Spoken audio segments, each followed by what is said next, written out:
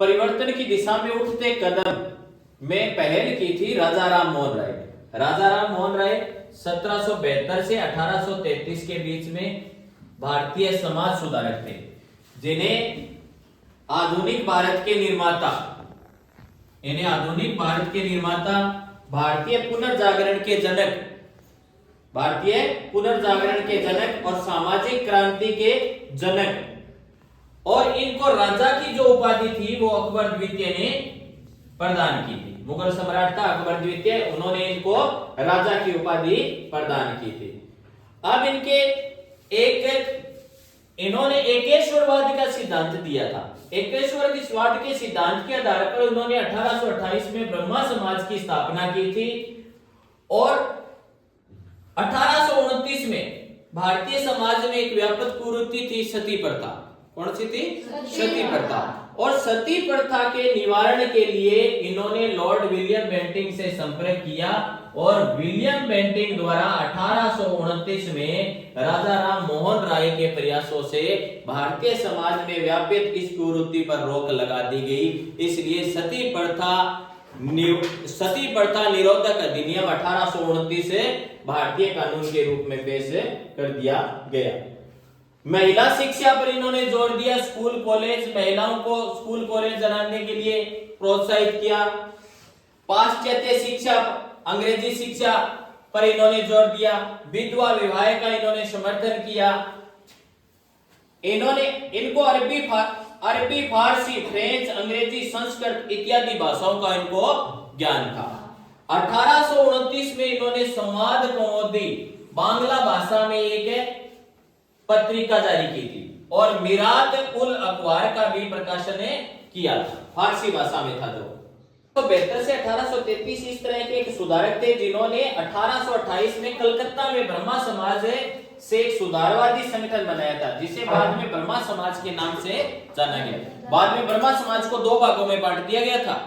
1828 में जो बना था ना ब्रह्मा समाज, उसको दो भागों में बांट दिया था। एक तो भारतीय ब्रह्मा समाज, कौन सा? भारतीय ब्रह्मा समाज, और एक था आदि ब्रह्मा समाज। जो भारतीय ब्रह्मा समाज थे ना, उसके संस्थापक थे केशव चंद्र सेन, और जो आदि ब्रह्मा समाज थे उसके जो संस्थापक थे वो देवेंद्र नाथ टैगोर। कौन थे? देवेंद्र नाथ टैगोर। जिसके बाद ब्रह्मा समाज के नाम से जाना है। राजा राम मोहन राय जैसे लोगों को सुधारक इसलिए कहा जाता है क्योंकि वे मानते थे कि समाज में परिवर्तन लाना और अन्यायपूर्ण तौर तरीकों से छुटकारा पाना जरूरी है। उनका विचार था कि इस तरह परिवर्तन लाने के लिए लोगों को इस बात के लिए प्रेरित किया जाना चाहिए कि पुराने व्यवहार को छोड़कर नया ढंग अपनाने के लिए तैयार हो। राजा राम मोहन राय देश की पश्चिमी शिक्षा, मैंने आपको बताया था ना कि पश्चिमी शिक्षा का प्रसार करने, यानी कि अंग्रेजी शिक्षा का प्रसार करने और महिलाओं के लिए, ध्यान देना, महिलाओं के लिए ज्यादा स्वतंत्रता व समानता के पक्षधर थे। क्या महिलाओं को ज्यादा समानता और स्वतंत्रता मिलनी चाहिए? उन्होंने इस बारे में लिखा कि किस तरह महिलाओं को जबरन घरेलू कामों में बांधकर, ये देख लो कि घरेलू कामों में बांधकर महिलाओं को छोड़ दिया जाता है और उनकी दुनिया घर और रसोई तक सीमित कर दी जाती थी और उन्होंने बाहर जाकर पढ़ने लिखने की इजाजत नहीं दी जाती थी। विधवाओं की जिंदगी में बदलाव लाने की कोशिश। राम मोहन राय इस बात से काफी दुखी थे कि विधवा औरतों को अपनी जिंदगी में भारी कष्ट का सामना करना पड़ता था। या तो उनकी जीवन तो बाल दी जाती थी उनको, और या फिर एक कोने में वो बैठी रहती थी। तो सती प्रथा के खिलाफ उन्होंने मुहिम छेड़ी, क्योंकि उनके क्या था, उनके देखने में उनकी भाभी को क्या कर दिया था, उनकी आंखों के सामने सती कर दिया गया था। तो इसलिए वो सती प्रथा के क्या हुए? विरोध हुए। राम मोहन राय संस्कृत, फारसी, ध्यान देना कि सती प्रथा जो रोकथाम अधिनियम लाया गया था वो 1829 में लॉर्ड विलियम बेंटिंक, राजा राम मोहन राय के प्रयास से और governor general Lord William Bentinck द्वारा सती प्रथा पर रोकथाम अधिनियम लाया गया था। उनको संस्कृत, फारसी और कई यूरोपीय भाषाओं का ज्ञान था। अरबी, फारसी, संस्कृत, फ्रेंच, लैटिन भाषा इत्यादि 6-7 भाषाएं वो जानते थे। उन्होंने अपने लेखन के जरिए सिद्ध करने का प्रयास किया कि प्राचीन ग्रंथों में विधवाओं को जलाने की अनुमति कहीं नहीं दी गई।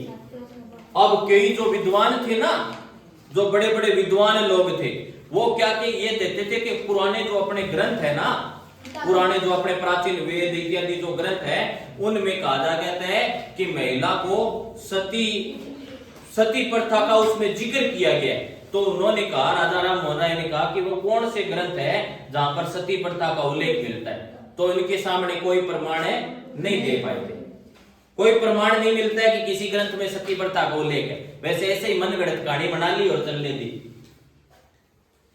19वीं सदी के प्रारंभ में बहुत सारे अंग्रेज अफसर भारतीय परंपरा और रीति रिवाजों की आलोचना करते थे।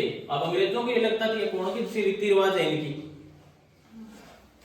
वे राम। और अब मैं आपको बता देता हूं, अंग्रेजों की एक और अपने एक दक्षिणी भारत में एक खेल होता था। उसमें क्या होता था, ये अपने जो पीछे की चमड़ी होती थी ना, उसमें इस प्रकार कुंडा लटका के और ऐसे गाटर के या बड़े बड़े खंभे लगाकर उनमें ऐसे झूला झूलते थे। इस प्रकार की प्रथाएं थी, अपने मान्यताएं थी। राम मोहन के विचारों को सही मानते थे क्योंकि उनके विद्वान व्यक्ति के रूप में प्रतिष्ठा थी। फलस्वरूप ये देखो 1838 में सती प्रथा पर पाबंदी लगा दी गई।